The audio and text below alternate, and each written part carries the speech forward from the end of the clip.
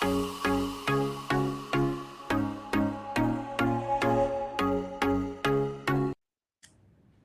Philippines, and hello, world. Mabuhay!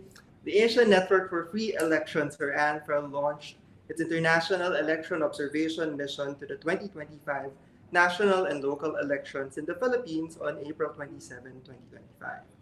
10 long-term observers participated in a pre-deployment briefing from April 30 to May 1 and are being deployed today, May 2, to different regions in the country. They will be monitoring campaigning activities as well as voting and post-election developments. As part of ANFREL's outreach efforts, we are launching today a limited podcast series called Ano Na, or What's Up, which aims to share to the electorate how ANFREL observes and monitors elections from the perspective of the people behind and in front of the International Election Observation Mission. We hope that by doing so, the electorate would have a better understanding of the value of the election observation and monitoring in ensuring electoral integrity and in promoting electoral democracy. I'm your host, John Antiquera, and we are live via ANFREL's Facebook and LinkedIn pages as well as via ANFREL's YouTube channel. Let me shift to a different camera.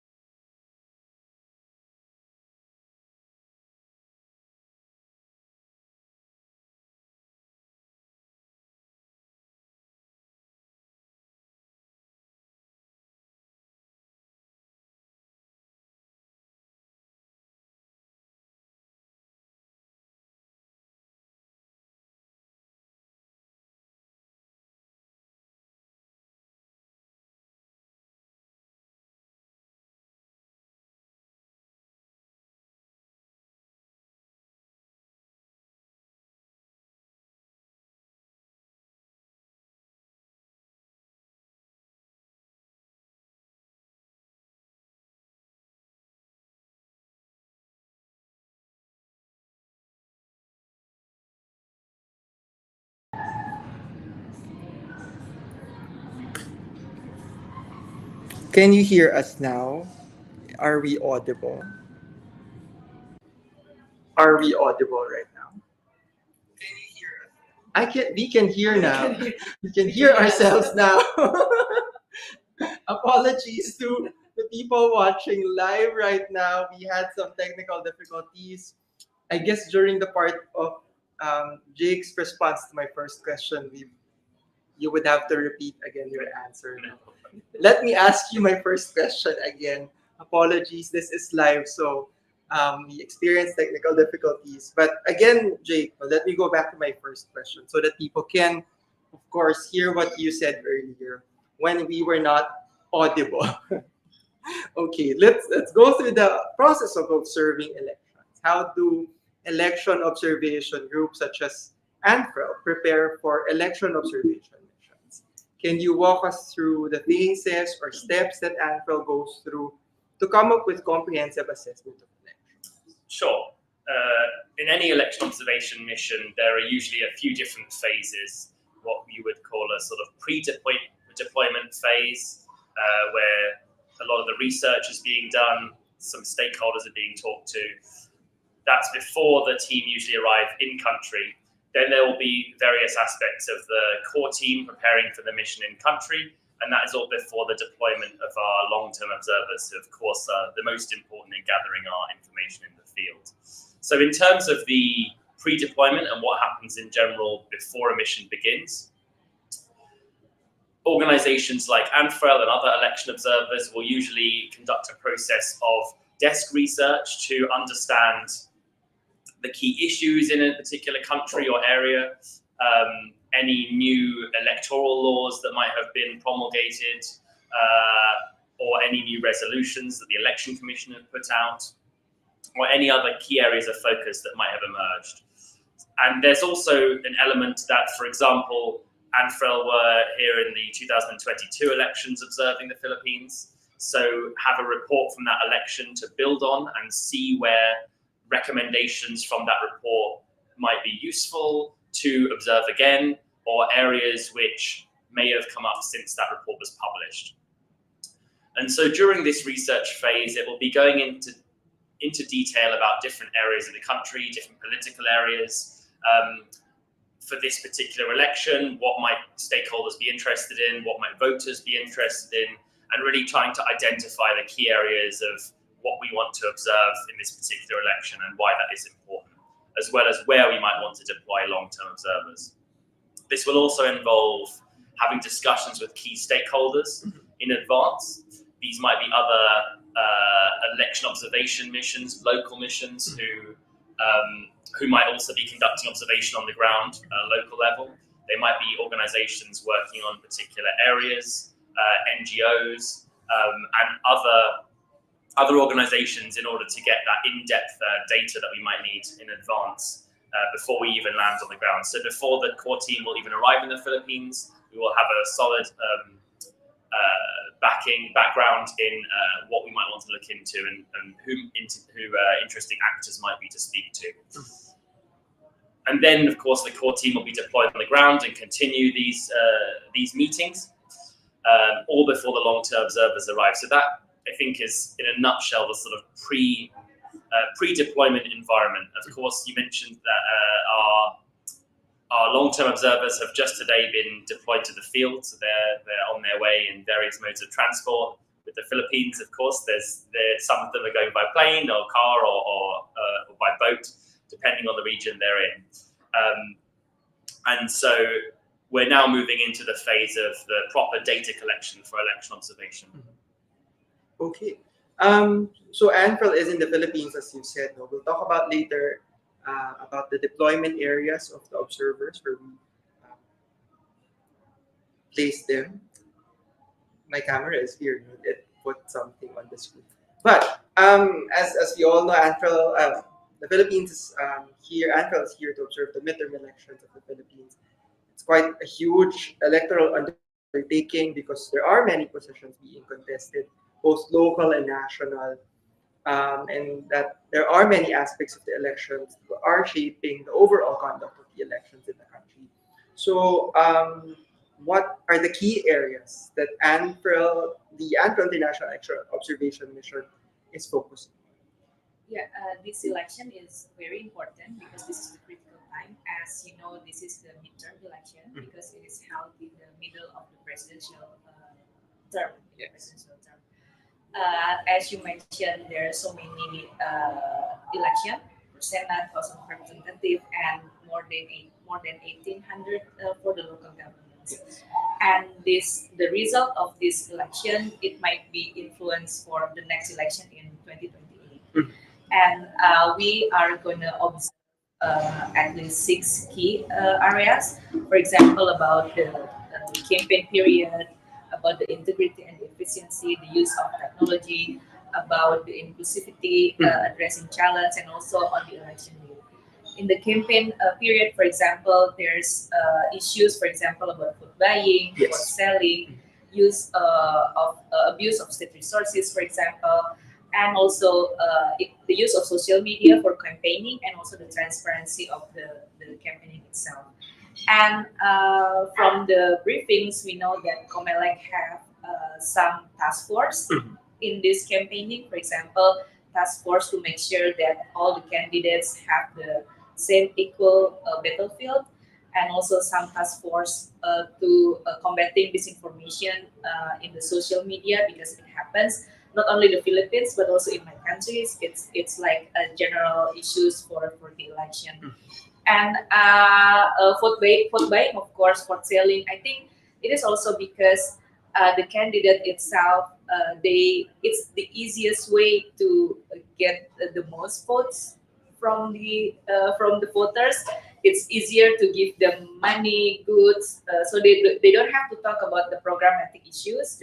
Just give them cash or maybe digital payment, and it happens. There is some issues that we are going also to observe, and also about the personal politics, because so many families relative as a candidate in this election. For example, the fathers, the children contesting in this election, and it's also it will be also why we choose. Jake will later explain about why we choose some areas, because this area is they have specific issues. For example, from the previous election, which areas become prone for food buying, food selling, and also the use of state resources. And for the election day itself, the Comelec has a new policy for the early voting hours for the vulnerable sectors, for example, pregnant women, older people. Regular polling station will open at 7 a.m., but for the vulnerable sector, it will be open at 5 a.m. till 7 a.m. And also the overseas voting. This is also the first time for the Philippines. Yes. I would have to say, I think I've said this in a previous episode of our other podcast series, that I am an overseas voter, so Yeah. I've experienced the internet voting myself. So, speaking of methodology, what is ANFREL's approach in terms of observing elections for this mission? How are observers going to look into these key areas and other emerging concerns for the elections in the Philippines? Sure, I'll take that. So because our long-term observers will be speaking to lots of different stakeholders on the ground, which will include voters, political parties, everyone will, of course, have a viewpoint. So it's absolutely paramount that the data has a solid methodology behind it, and that we are planning and preparing several different methods of data gathering in order to make sure that we get as comprehensive a picture of the electoral environment and the key issues as we can. So we employ a mixture of qualitative and quantitative data collection. Many of our observers on the ground and all over the country will be conducting structured stakeholder interviews, speaking to as many different people as they possibly can. As I mentioned, that might include political candidates. Eunice mentioned there's over 18,000 positions in this election up for election. Of course, we won't be able to reach that many people, but we hope to get a good representative sample from all the areas that we'll be deployed in. It will, of course, include representatives of the Commission on Elections of the Philippines, COMELEC, to hear more about how they plan to combat things like disinformation, misinformation, the topics that Ninis just mentioned. And as well as NGOs, CSOs, representatives of lots of different areas, they will also be speaking to voters themselves on the ground, which in many ways, I suppose, one of the most important stakeholders for really gathering the temperature on what the mood is in different areas and what people care about and the key issues that they're voting on. And so these stakeholder interviews will be complemented sometimes by focus group discussions of particular areas. If we are looking at vulnerable sectors, that might include gathering representatives of different communities to hear from them in a focus group discussion or a smaller discussion with them. And then in terms of the more data-heavy aspect, we will have forms that our observers can fill in so that we can track some of the numbers related to this election. So on election day, we will be able to have data on how many polling stations were accessible, for example, on the presence of all the materials that are needed in a polling station. And we can gather that data through online forms that our observers fill in and fill in the numbers of that information. And so in a nutshell, those two data collection methodologies will allow us to have a comprehensive picture. It will allow us to back up what we have heard from some people or the stakeholders that our observers have interviewed on the ground with some key data. We encourage our observers to also be taking photos if they notice any particular violations of election laws. That can really help us to triangulate and work out whether electoral laws are being violated and in what way, and have the actual data to back that up, including where that information, where that photograph might have taken place, any key information around it, any observations from our observers. So combining all of those together, they'll be really vital in shaping our recommendations for this report. At the end of the day, we're here to ensure that the electoral, that COMELEC can have useful recommendations going forward, and that we can highlight any areas of strengths and weaknesses in this election. So that methodology allows us to have that comprehensive approach and really allows us to, with such a geographic spread of our long-term observers, who will all be in such different areas with different politics happening at a local level, to be able to zoom out in some ways and look at what that picture actually looks like. Okay, so as I've said earlier, we have deployed observers. As you have said also, we have deployed observers. But can you also help us understand how they were prepared for their deployments? What did ANFREL do to prepare the election observers for their deployment in their respective areas? Yeah, we prepare the observers manual that become the guideline for the LTOs. They can read all the time. Everything is in the manual about the geographic areas, the political context of the Philippines, and also we have briefings for the LTOs. We have 2-day briefings, and at these briefings we invite speakers not only from the COMELEC but also from the civil society here in the Philippines. For example, Lente, ANFREL, and also PPCRP, to give them explanation what are the initiatives from the civil society in observing this election. And for the COMELEC itself, they give information about their innovations in this election, for example, the task force. And the excitement part is we can also have a simulation at the briefing, because there is new technology that is applied in this election, automated counting machine. This is new for the Philippines, and we can try how to fit it in the machine and how to mark the ballot paper, how this machine works, and the observers will see on the election day whether it will work or not. And in these briefings, we also talk about how to audit this technology, because this is just to make sure that the audit is not to declare who is the winner of the election, but to make sure whether this technology is work or not. And also, we also give information about from the PCIG, for example, they talk about the independency of the media, challenge that faced by the journalists and the media in covering the election process of this election, and also innovation from the civil society, for example, from Lente and ANFREL. They have an apps to observe the technology that is being used in this election.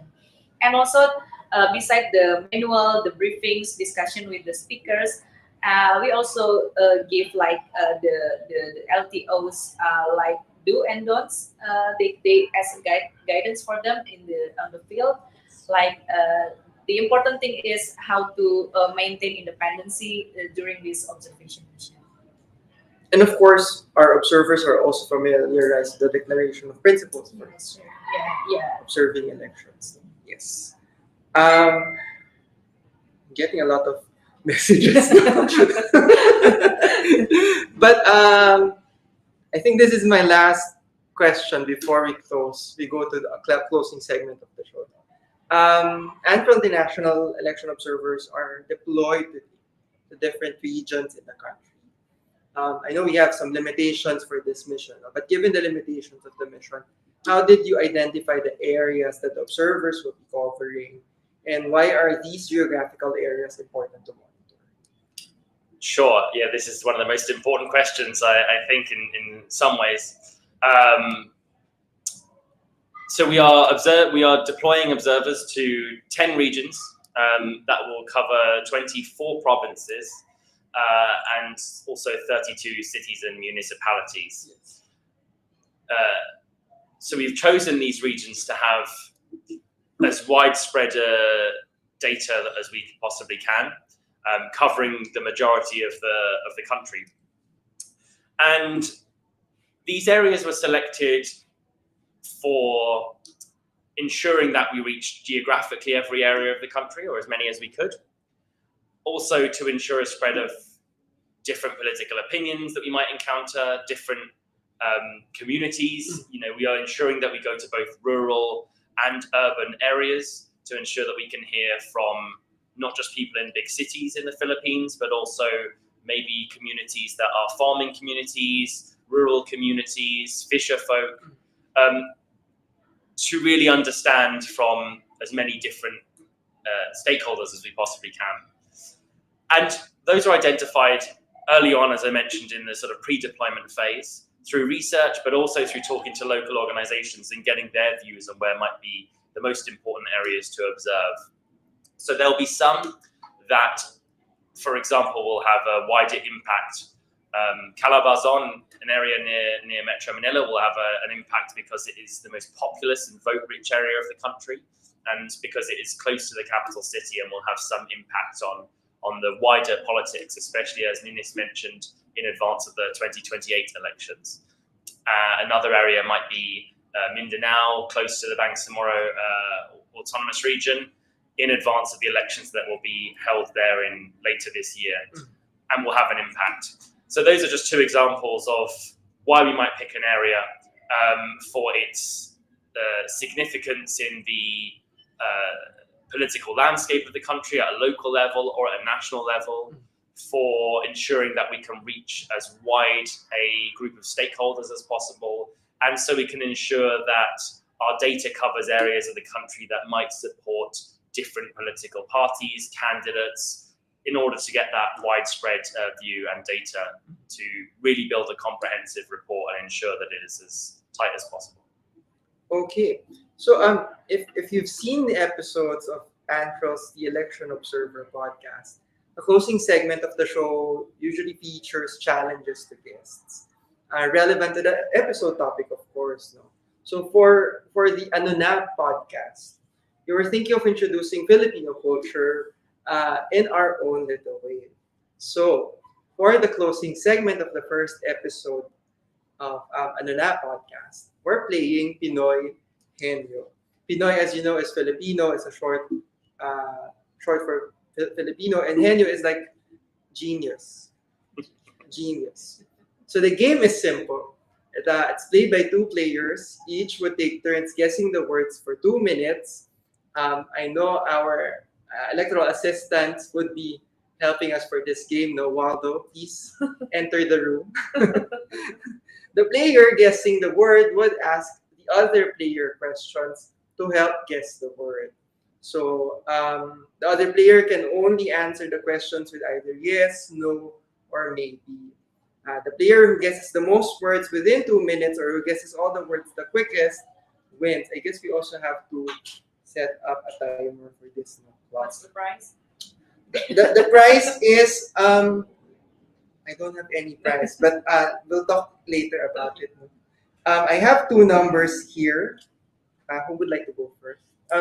Well, oh no. I guess you just choose Sure. who will go first or not.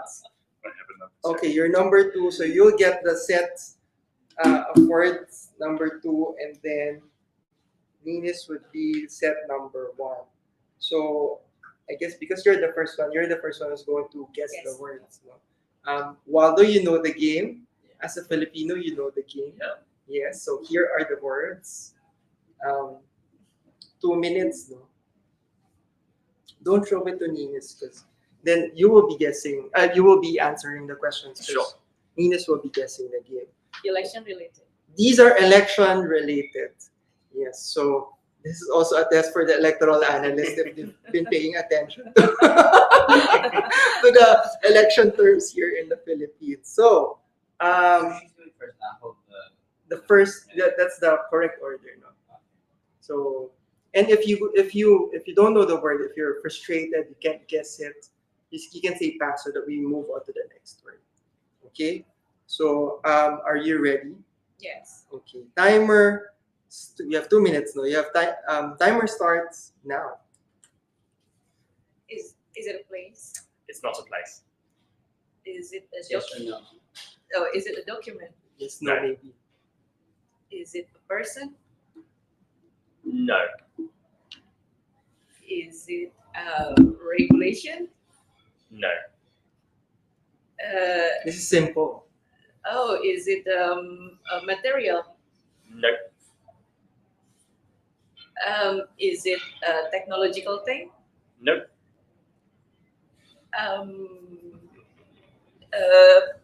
Is it a living thing? Maybe. What? You can pass, you can pass. You can pass. Yes. A pass. Okay, on to the next one. Is it a place? No. Is it a person? No. Is it a job? No. Is it people? Is it the people go to cast their votes? No. Is it a document? Yes. A ballot paper? No. A law? Election law? No. Is it 37 seconds. pass? Oh my god. Okay. Okay. Is it a job? No. Is it a person? No. Is it a thing? Yes. Is it used in the polling station? Yes. Oh.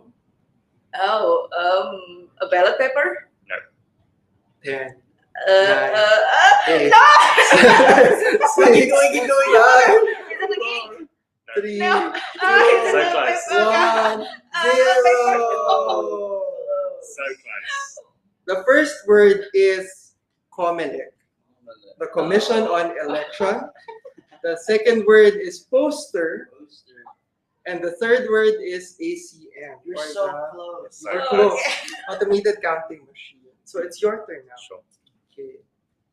You can answer like vaguely, like, oh, so that he doesn't get it. So the second here. Okay. We are showing the words on this screen, so don't watch the live stream. don't watch the live stream. Are you ready? I'm ready. Okay. Can you put up the first word? Yes. Timer starts now. Is this a thing? No. Is it a place? No. Is it a person? Yes. Is it a particular role that someone has? Yes. Is it a role that takes place inside a polling station? No. Is it an official role? Maybe. Is it someone that our observers might be speaking to in the field? No. Is it? Is this something to do with Comelec? Maybe. Is this? It's a role. you said. Yes. Is it? I feel like I should pass and go to the next one. 1 minute. Okay, I'll pass and go to the next one. Is this a thing? Yes. Is it a thing that is inside the ballot, the polling station? Yes. Is it a ballot paper? Yes. Okay, great. Correct. Okay, okay, I'm speeding through. Okay, next one. Is this next one a place? No. Is it a person? No. Is it a thing? Yes. Is this thing inside the polling station? Yes. Is this something that a voter interacts with before they cast their vote? No. Is this does this move around No. in the polling station? 24 seconds. Is Yeah. it a ballot paper? No. Is it a ink? No. Is it a secrecy folder? No. Is this a? 10, Does someone hand this out to a 9, voter? 8, No. 7, Is it a school desk? four, Is it it's not a counting machine again? No. time's up. You got the second word, which is ballot, no? Ballot paper. Great. First word is observer. Observer. Okay. And the third word is VVPAT. You said it's so. You said the before, but not the after. So the Yeah, that's true. VVPAT is voter verified paper audit trail. Trail. Thank you, Aldo, for joining us today. That was really helpful. And that has been the podcast episode on observing the 2025 national and local elections in the Philippines with ANFREL International Election Observation Mission electoral analysts, Ninis and Jake. Thank you for joining us today. Get the latest news and updates about ANFREL programs and activities through Facebook, X, LinkedIn, and TikTok pages. You can also subscribe to our YouTube and WhatsApp channel. Thank you for joining us today. I'm your host, John Anteguera. Have a great day, everyone. Bye. Bye. We are ending.